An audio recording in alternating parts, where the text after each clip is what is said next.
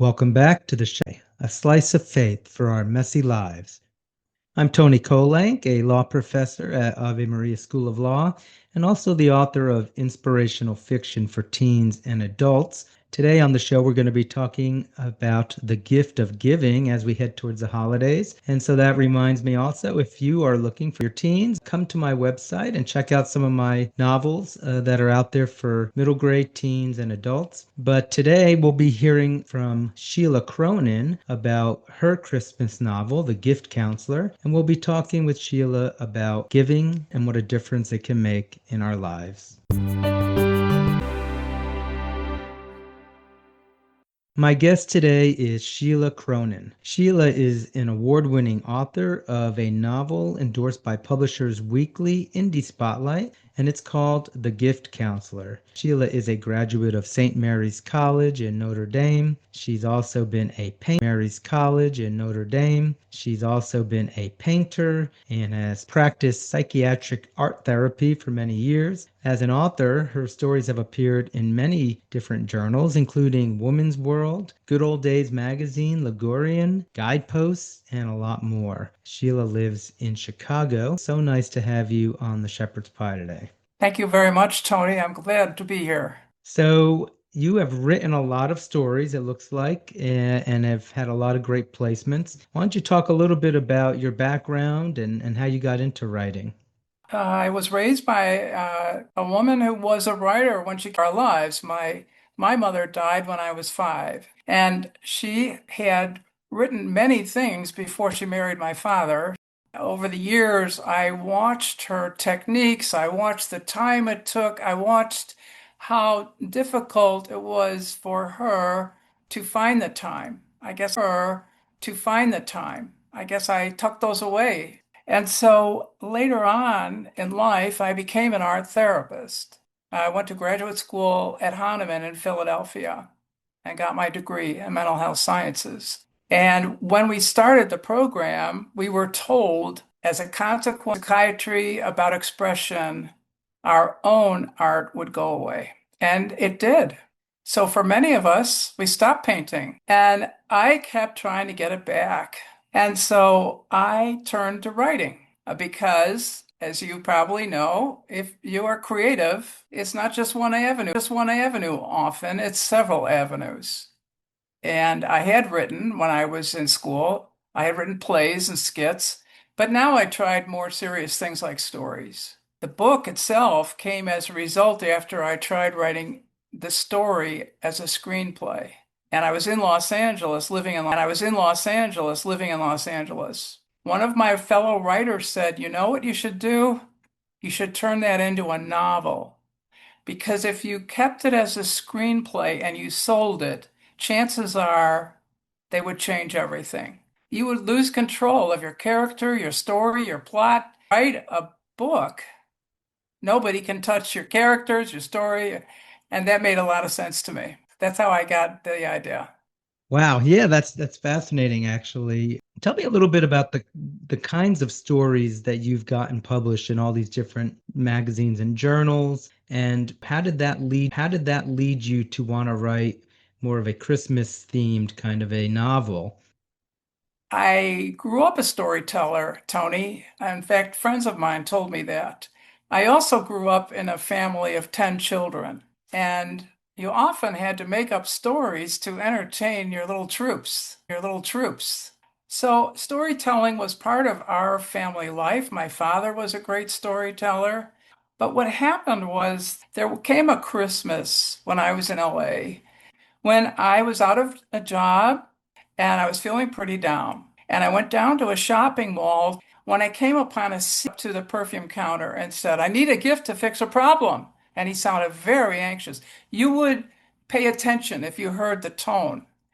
And so I watched what was going on, and the woman behind the counter said, "Well, was she your wife, your girlfriend? Give me a little bit more." And, "No, it's my girl. I hope she's mourned. No, it's my girl. I hope she's my girl." But we had a fight, and I've got to fix it. What can I do? And he was touching the perfume, and she put her hand on his and said, "No, this will never do. You need to go to jewelry. You need to buy her something that will make her cry." then she'll be your girl again. And Tony, I stood there in shock because I had just been given the gift of a story, a big story. And I got on the bus, took an hour to get from the beach back to my house. By the time I stepped off the bus, I realized not the man. The story's the woman behind the counter. She doesn't belong there. She's a psychologist, and she's just doing this temporary job. And she's handling people all kinds of differently ways than a regular clerk. And he flies off, with big smiles like he's got the solution to his problem. And I'm thinking, she's a counselor. She's a gift counselor. But she has a son. She's a widow. She has a son who's 10 years old. He wants a dog. She won't let him have it. And I got that from leaving the scene to getting home. To the store that day, you got I did. a gift that you never intended to buy. Yes. So, all right. So you basically have already told us the premise of the story then, and it seems to revolve not just around gifts, but how gifts can be something that give healing to our lives in some way. Yes.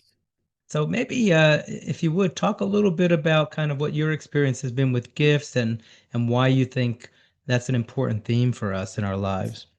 Well, I did a lot of research as I began to write the story and talk to people about gifts they had received and began to see there's a lot of bad feelings around both.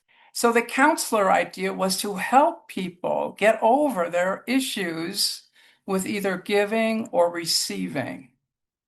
Now, with the giving side, there is a simple solution, and that is to come right in. And that is to come right out and ask somebody, what would you like for Christmas? If you don't like the idea of me knowing and you like surprises, give me three choices and I'll still surprise you. There is no shame in asking, but especially women, they like to appear coy. Oh, he should know me well enough. I shouldn't have to tell him.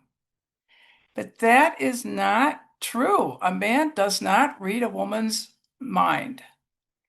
The best you can do in any relationship is carry a little pad around with you or use your phone. Gee, I wish I had one of those, or gee, I like that color, or you can make a note of it. Next Christmas, I'll pick her up some of these. The issues around receiving are different, and they have a lot more to do with embarrassment.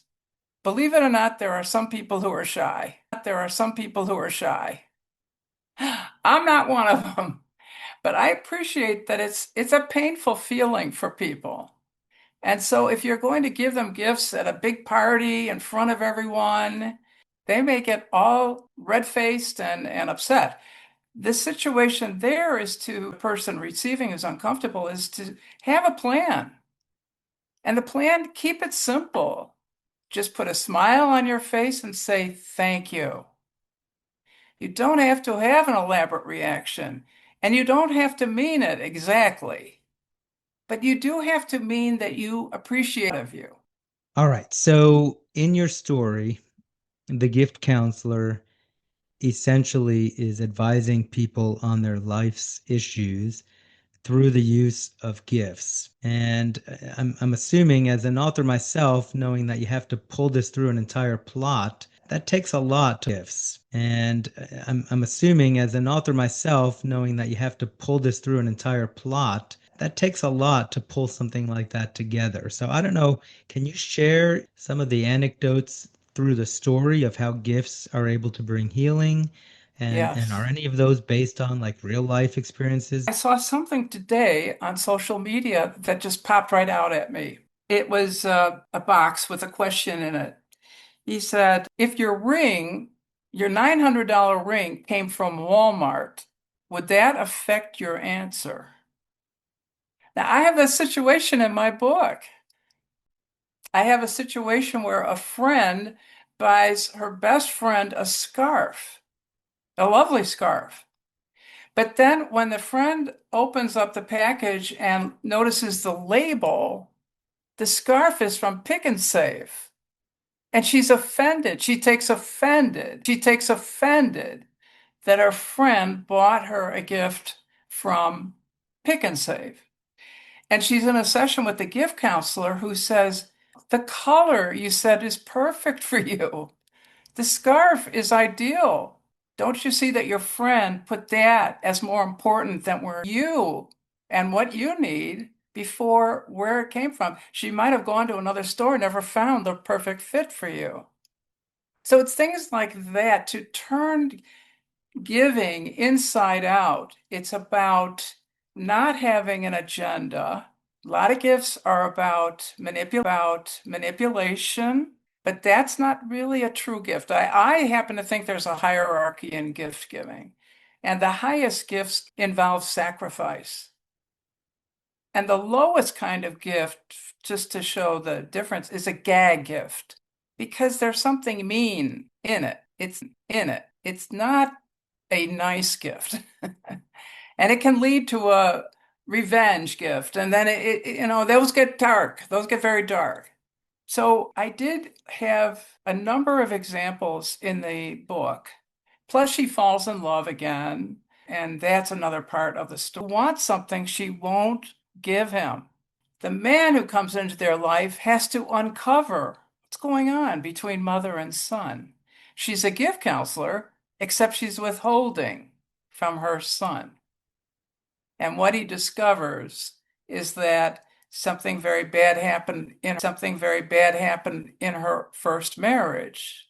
Her husband and their dog were caught in a house fire. The husband got out, but then he remembered the dog and went back in. And she never saw either one again. So when her son says, I want a dog, Mom. No. And she lies. She says, I'm allergic to dogs. But the man helps her to see that her husband loved her. He didn't want to go in the house and get hurt. He thought he could do it all. But it's more people really listening to somebody. And that's a great gift, to really listen to somebody. That's beautiful. Yeah, the idea that this gift actually can bring her personal healing from this trauma goes right in with the rest of the theme. Now, what about, and especially in this context of healing problems or healing relationships, and say something along the lines of, oh, well, you really shouldn't use worldly goods or, bribes to try to fix your problems. That giving this whole idea of giving gifts for that reason is somehow an inferior or not a great thing. What are your thoughts on that? Folks who are a little bit more high-minded who might view the giving of gifts as much too physical or worldly thing to I really see. heal a relationship. God gives us gifts all day long, and they're tangible. There's the sun in the sky, right? There's the rain for your flowers. I have this funny little thing. I haven't told many people this, and I don't know how you'll take it, but I'll often go into a store wanting a special kind, like chicken noodle soup, and there's one can on the shelf. This happens to me all the time where I'll go after something, there's one left, and I just smile and thank you, God, you put it there for me. So I think that that's not the focus. God is very generous and big and huge in his gifts. It's a dodge. I think that thinking is a dodge from getting really into what giving is about. It's giving yourself. It's giving some part of yourself. Giving is about. It's giving yourself. It's giving some part of yourself. People hold on to themselves. They have to watch that. Great answer. So I know you, before we got on, mentioned that you kind of had a personal experience, and you mentioned how, gifts are a matter of sacrifice sometimes. Sometimes things that might not seem like good things in our lives tend to sometimes bring Yes. us some of the greatest gifts. So do you want to share anything that in your own experience where that's happened? Oh, I'm so glad you brought it up. Thank you very much. What happened was 2 years ago, on a regular mammogram, they discovered cancer. And I'll tell you, I was not happy at all. I thought that was over with. There's cancer throughout my family, Tony, but I got into my 70s thinking, well, not me now. And then this pops up, and I was really shocked. Fortunately, they caught it early, had the treatment, but it takes something out of you, and it takes a while to get back. Meanwhile, at the same time, I had been wanting to paint. And I didn't want to paint at home. I'm used to a studio, I'm used to people around. I need some outside stimulation to get it going. So, anyway, I joined a wonderful group called Gilda's Club. It was started by friends of the entertainer Gilda Radner. After she died, they came together, her husband and some friends, to start a club for support for people undergoing cancer treatment and their families. And it's very big in Chicago. So fortunately, some time went by. And then one day this spring, I woke up one morning and I said, I want to paint. That's it. I want to paint. Now, how am I going to get it done? And then I thought, or the Holy Spirit sent me a message saying, Gilda might have something. So I looked at the calendar, watercolor painting, Northwestern Hospital, Wednesday morning every week. I said, you got to be kidding. Right in the cancer center. I walked in and I'm painting now. I'm painting again. It's one of the greatest gifts God has given me in my life is to bring back painting. Bring back painting. That's beautiful. That's such almost a bookend to where you started with the story of you went into the field of art therapy and it Yeah. took painting away from you. And actually, I guess, why is that? Did you figure out why is it that be creative with their own art? Well, in our program, which was the best program, I think, at the time, you learn to analyze artwork and you're looking for signs and expressions of disease. You're looking for signs and expressions of mental illness. And you get so absorbed in looking for them that you can't pick up a pencil anymore without thinking, oh, is that this? Oh, is that this? Am I that? I kind of like medical students go through that in medical school. But I think with an artist, it's very deep. And I think that's what happened, that you lose free expression. It becomes calculated. It becomes something it wasn't before art therapy. Wow. And what was it about getting cancer, having to go through that experience and finding this art class that allowed you to sort of overcome that consciousness that you just described? Another excellent question on your part. You're really good at this. You're a good listener, Tony. uh, I went to the first meeting with a big chip on my shoulder. Big, huge chip. And you wouldn't think I would. You'd think I'd be running in there. But we can't, as St. Paul tells us, we can't explain our feelings. We can't explain our actions. Sometimes we do the opposite of what we intend. So I walk in there and I look it over. They're doing something with crafts that day because the watercolorist is away. And I say, no, no, no, no. And then I just sort of pick up something. I make something. Okay. Well, she'll be back next week. Come back, come back. Okay. So I go the next week. And I just think, I need a perfect situation. I can't do it. I need this. I need that. I don't know what I was looking for. But there was an atmosphere. But there was an atmosphere in that room. Gilda's Club, I recommend highly to anyone undergoing cancer treatment before, during, after, and their families. Because there's an atmosphere throughout the program of such encouragement, such understanding, patience, that they just let me sit there. They said, you can bring in a sketchbook. You don't have to do anything. Just stay with us. Come and be with us. And lo and behold, the third time I went, I said to myself, Sheila, you're not leaving here without a painting, here without a painting. You are not doing this again. Later, the woman in charge, she came, we had a conversation, and she said, it meant so much to me when you picked up a brush. So that was another gift. I mean, gifts are everywhere. That's beautiful. That's beautiful. And you mentioned St. Paul, and that gifts are everywhere. So I guess one other thought I had is I know that you also have some thoughts on, what the Bible really teaches us and some of its storytelling about the importance of gifts. Do you want to share a little on that? Well, in my of all gifts, I have her mentor give her a talk one day about gift giving and how it's hard to find true gifts. Most gifts are manipulative. But he refers to Cain and Abel and the first gift givers of human beings.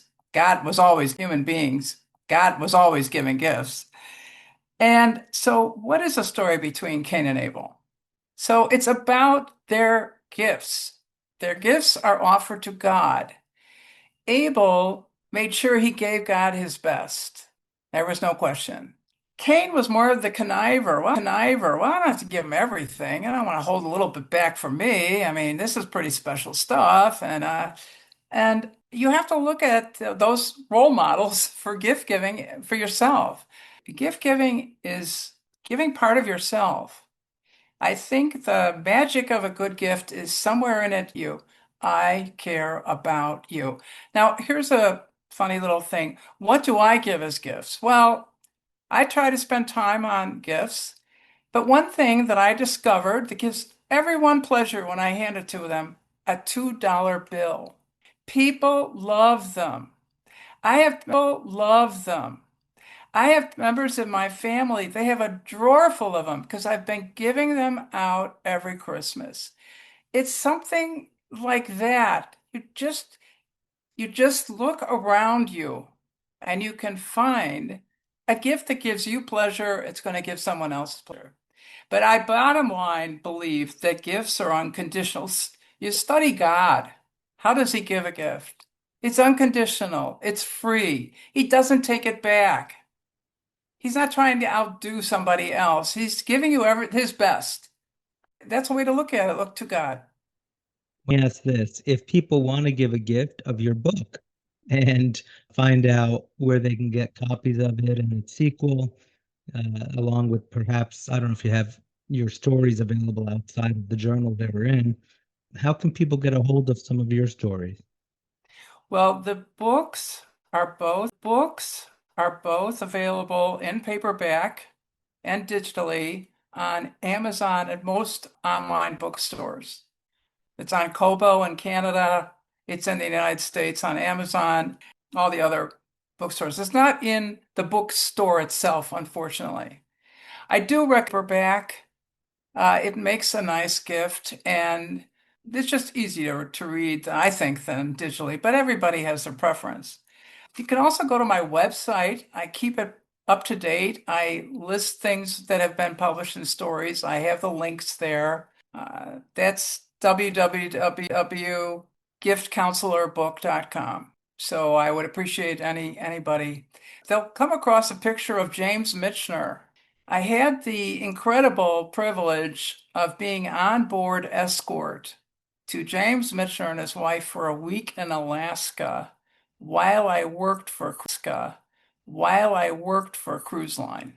And if you ever want to hear more about that, I'd be willing to come back. That was an outstanding gift in my life. That is beautiful. Yeah, maybe we'll have to have you back to talk about that sometime. No, this is great. Just this, you've given us a lot of different, I'm thinking about some gifts I need to be buying now, and I Oh, appreciate I'm glad to hear it. I'm glad to hear it. appreciate your insights on that today. And thank you so much for coming on the show. It's my pleasure. And I think my final words would be have fun. Have fun when you're gift giving. Have fun with it. Well, thank you. I appreciate that. Unfortunately, that is all the time we have for the show today. Okay. We've been speaking with Sheila Cronin about the giving of gifts and how it can lead to healing in our lives and relationships. Again, this gifts and how it can lead to healing in our lives and relationships. Again, this is Antony Barone Kolenc. If you want to find out more about me and my writing, come to my website, antonykolenc.com, and there's links to everything that you would want there. But until next time, may God bless us.